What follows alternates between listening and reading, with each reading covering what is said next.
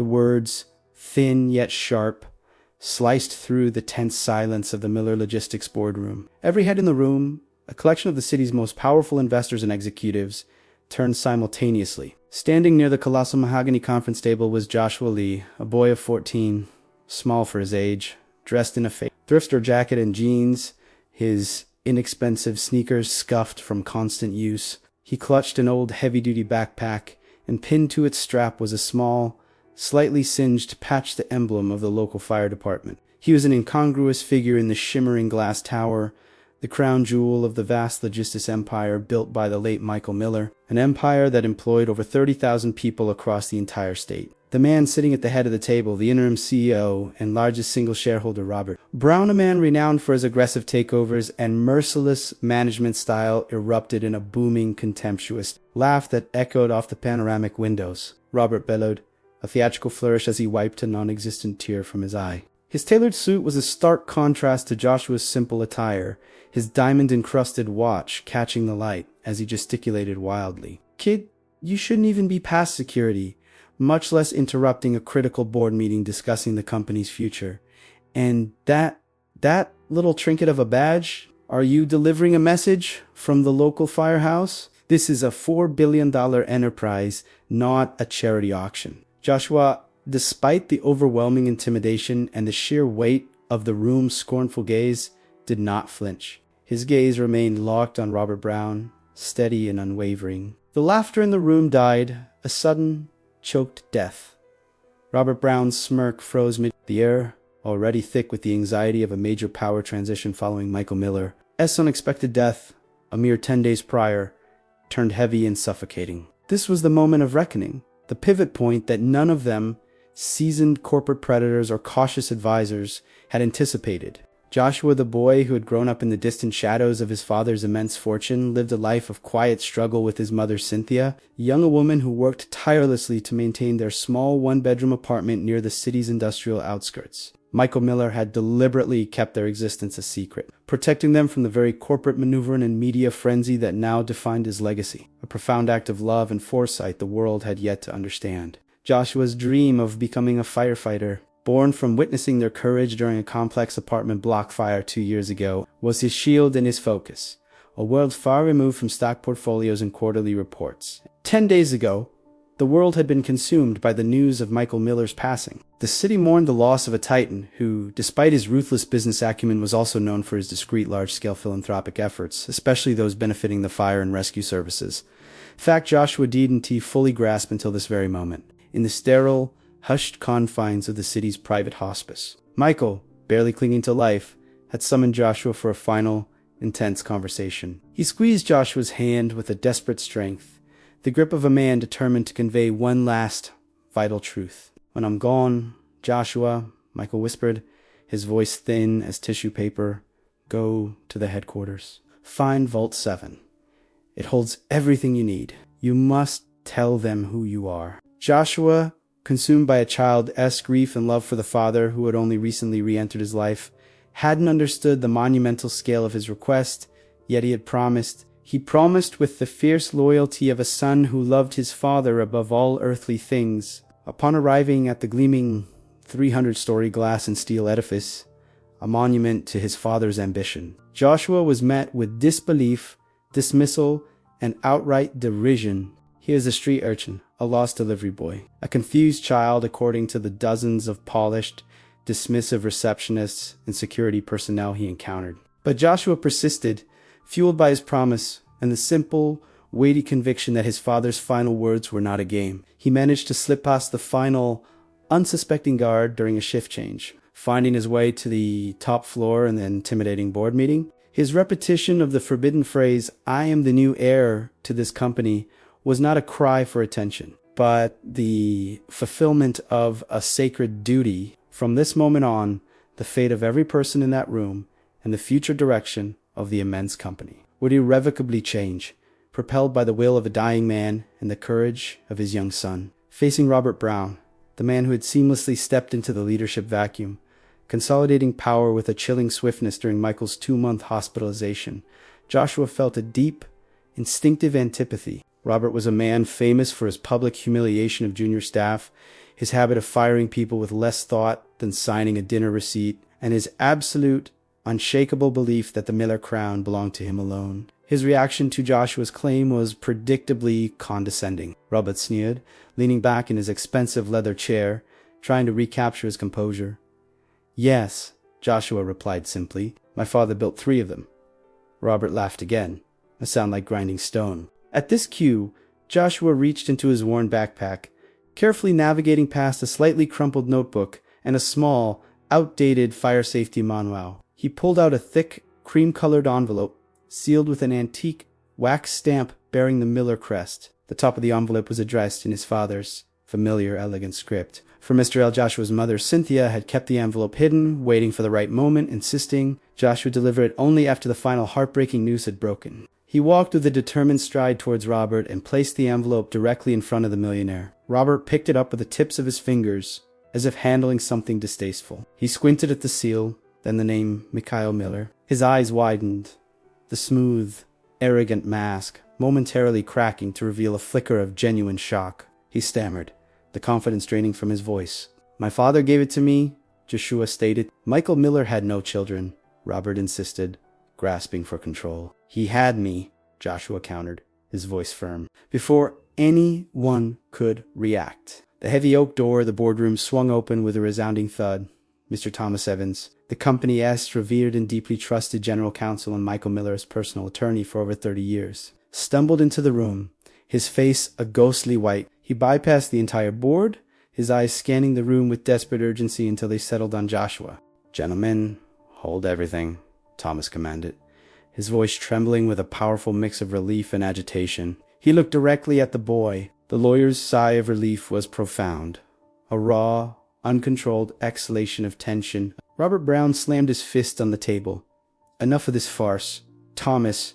"No, Mr. Brown," Thomas Evans replied, his voice regaining its professional steel, his focus never leaving Joshua. "He is exactly who he says he is." "The estate of Michael Miller has only one beneficiary," the lawyer continued, slowly turning over the heavy vellum paper he carried, letting the words hang in the stunned silence. "And it is not the corporation.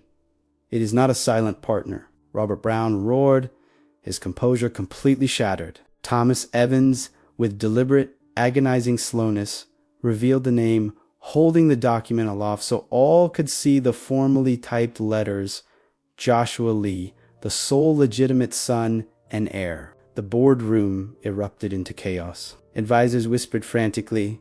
Robert Brown's face was the color of old parchment. Joshua simply stood his ground, gripping the strap of his backpack, his shield against the world, holding on to the truth his father had entrusted him with. The entire room, once a portrait of frozen arrogance, now looked like a shattered mosaic. Robert Brown felt a sudden chill, a rapid swing from scorching rage to paralyzing cold. As the realization hit him, his carefully orchestrated takeover, his absolute certainty of securing the empire, was dissolving at the feet of a mere boy he had just insulted. "This is preposterous," Robert mumbled, his voice shaken uncontrollably. "This child is clearly fabricating this." Thomas Evans took a measured, deep breath, clinging to his professional patience. "Mr. Brown, I served as Michael's personal counsel for 25 years. I recognize his signature, his unique biometric seal, and I know precisely what measures were taken before his final hospitalization. The will was updated only 3 weeks prior to his death. It was properly documented, signed, and holographically recorded," Robert repeated, trying to steady his shaking hands on the table. "Yes," Thomas confirmed, the word delivered with a controlled venom. Mr. DeWood interfere felt like a pointed accusation aimed directly at Robert, who could only swallow hard and stare. Joshua, the quiet center of the storm, watched it all unfold, his young eyes fixed on the man who had laughed at his ambition to serve. He only had 14 years, but he carried the weight of a monumental inheritance and a father's final promise. The lawyer, Thomas Evans, approached Joshua slowly, his movements careful and respectful, as if sensing the monumental, sudden responsibility thrust upon the boy's shoulders. "Joshua," he said softly, a question in his tone, "do you have someone legally responsible with you today?" Joshua simply looked toward the boardroom door. "My mother, Cynthia Young.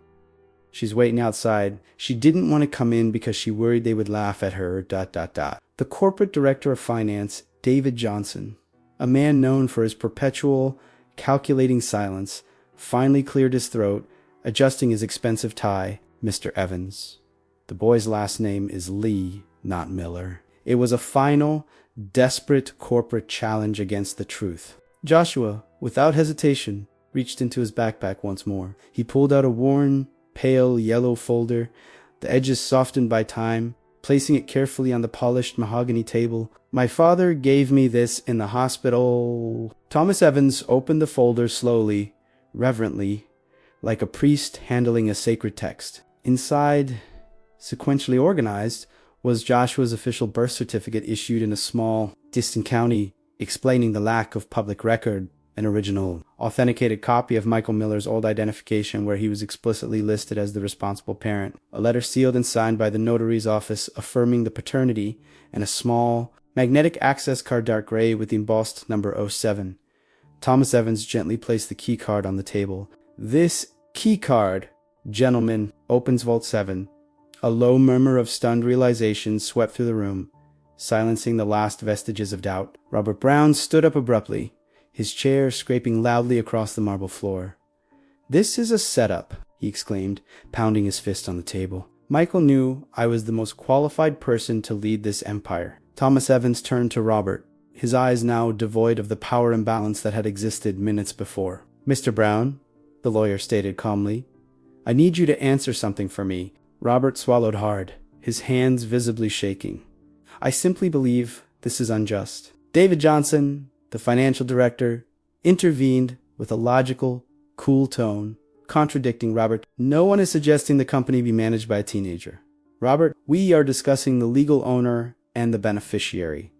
Those are vastly different definitions. The company's future," they implied, "would remain in the hands of the executive board. It simply required an honorable name to carry the mantle." Robert, his face contorted with rage, slammed his fist on the table one final time. He spat the last words with bitter derision. Joshua, moving forward with quiet dignity, called to the lawyer, "Mr. Thomas," picking up a final thin letter sealed with a vibrant crimson wax bearing the intricate Miller family crest, nodded. "This letter, Joshua, was written by your father on the last day he could hold a pen. Please read it," Joshua requested, his voice just above a whisper, yet commanding the attention of the entire room. Thomas Evans carefully broke the thick wax seal, inhaling deeply before reading the script aloud.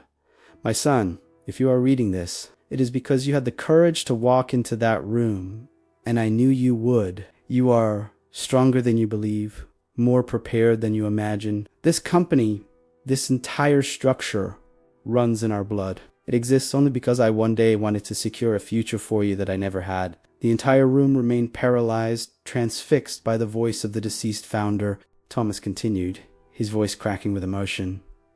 "But I also know the world is cruel to the unprotected. You will not be alone. I have left behind clear instructions, loyal people, and alliances forged specifically for your defense. What is yours, no one will be allowed to take from you." Robert Brown's face was utterly defeated. The letter concluded, "And if anyone attempts to humiliate you, do not respond with hatred. Respond with the truth, for the truth will always dismantle those who built their thrones on lies. I love you, Joshua, forever." To tears, silent and heavy, rolled down Joshua's cheeks before he quickly wiped them away. The lawyer uttered the phrase that finally shattered Robert Brown's reign, as Michael instructed. "The next step is to open Vault 7. Robert stumbled, trying to articulate a final objection. "You are making the biggest mistake of your lives. This boy is nothing." Thomas Evans turned slowly, pointing toward the door. "You are no longer in a position to permit or forbid anything, Mr. Brown." The tension was a tangible, physical presence in the room. Joshua held the access card in both hands, took a deep, steady breath, and began his walk toward the corridor that led to the secure vault, the physical location of the full, complex truth. As he walked, he felt the heavy eyes of David Johnson, the financial director, watching him. David, seeking to regain control, spoke, his voice clipped and businesslike. "Kid, this is no small thing. Do you actually grasp what it means to be the heir to Miller Logistics?" Joshua nodded slowly. "Yes, I do. And my father knew it too. The mere mention of the word father made several executives exchange uncomfortable, guilty glances. It was an open wound no one wanted to touch. David Johnson leaned onto the massive table, peering intently at Joshua. Joshua paused, gathering his thoughts, then answered, his voice clear. She is still outside, waiting. She was afraid to enter because she thought you would mock her. He raised his gaze, holding the executive's eye. David recoiled slightly, taken aback, not just by the blunt answer, but by the toneless, steady, wounded voice of a boy who had seen more pain and injustice than his years should allow. The comment instantly shifted the atmosphere, replacing suspicion with a nascent, tentative respect. Joshua placed his backpack on a nearby side table and opened it carefully. Inside, he pulled out a thicker, sealed envelope. This one bearing the high-level red seal de emblem reserved for Michael Miller's most sensitive internal decisions involving millions in assets and the protection of private corporate secrets. He handed it to David Johnson. David's lips dry, was instantly nervous. It was his final request, Joshua said firmly. David hesitated, then took the envelope, turning it over to examine the official seal and Michael's unique cryptographic signature. His shoulders slumped slightly. It's genuine, he murmured, his voice defeated. The official seal. As David slowly broke the seal, 2 items fell onto the table, a meticulously folded contract and a handwritten letter. He grabbed the contract first, his face immediately palling. This is impossible, he whispered. An executive behind him asked urgently. David swallowed, his throat tight. David slowly lifted his head, staring at Joshua as if he were a spectral apparition. Yours, Joshua. Joshua didn't smile, didn't celebrate. He just took a profound, heavy breath, as if accepting an immense weight, not a prize. Joshua asked, gesturing toward the handwritten note. David opened it with trembling hands. It was brief, written in haste, but with a firm, familiar penmanship. He read aloud, David, if you are reading this, I did not return. My son, Andrew Lee, we used his middle name for the documents, is entitled to every brick and every contract I built. No one can deny him. He doesn't need the luxury. He needs the truth, protection, and respect. Guard him until he is old enough to stand completely on his own. If anyone doubts him, tell them to look into his eyes. David closed the letter, his hands shaking violently. One of the more aggressive executives attempted a sneering laugh, a weak, aborted sound.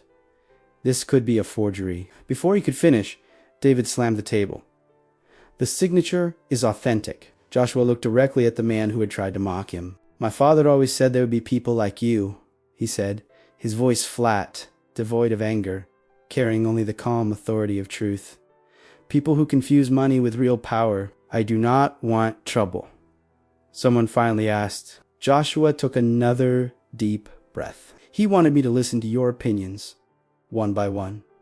The executives exchanged silent, stunned looks. The statement fell like a stone into the quiet room. Joshua stood tall, small in stature, but massive in presence, then stated firmly, I do not want the title of CEO right now. I only want respect, and I want a complete tour of the place my father built. David Johnson, the man who had laughed only an hour ago, lowered his head. I apologize, son. Joshua simply nodded. The boy's unexpected maturity caused several executives to look away, ashamed. Finally, David Johnson declared firmly, from this moment forward, Joshua Lee enters this company as the undisputed, legitimate heir. Joshua took another deep breath, now ready for whatever destiny held. I want to know everything, Hay said calmly. That insistence on total transparency was exactly the kind of demand Michael Miller would have made. David took a deep breath, nodded, and signaled to a junior employee who opened the large glass doors. Joshua walked through first, his backpack still on his shoulders, his mother, Cynthia, rising abruptly from the bench in the hallway upon seeing him. Joshua, are you all right? Nothing, Mom, he replied calmly. He took her hand, squeezing it tightly. The hallway seemed apart for them, employees who had previously ignored the small, worried woman. And her son now stood, cleared their paths, and watched with silent, intense curiosity. The building had always smelled of ambition and steel. Now it smelled of change. They began the tour. Joshua observed every detail. But what truly caught his attention were not the high-tech logistics systems or the complex servers. It was the people. He pressed his fingers against the glass partitions separating them from the main floor. "They work incredibly hard," he commented. David Johnson nodded gravely. "They do." Joshua tilted his head. David asked, intrigued. "He always said that a company isn't a building, or a logo, or a boardroom," Joshua explained, echoing the sacred words. A company is its people." David closed his eyes briefly, confirming the memory it was the precise maxim Michael Miller lived by. Only his true son could have heard it. Joshua then pointed toward a workstation where a short woman, her hair pulled back tightly, was typing rapidly, her posture visibly exhausted. "She looks sad," Joshua noted. "That's Ms. Rodriguez," one of the managers explained. "Her daughter underwent a major corrective surgery yesterday," Joshua asked immediately. The manager shrugged, uneasy. "Because she needs the job, right?" Joshua looked directly at David Johnson. David swallowed, looking uncomfortable. "It's an old legacy rule of the company." "Yes," he admitted, without pride. David felt a knot tighten in his chest. This boy, at 14, spoke with more moral clarity than most of the adults in the room. The tour continued through the development labs, the planning offices, and the immense labyrinthine logistics zone. But it was on the top floor, outside Michael's private office, that Joshua finally stopped. The door was heavy, bearing the name Michael A. Miller on a solid brass plaque.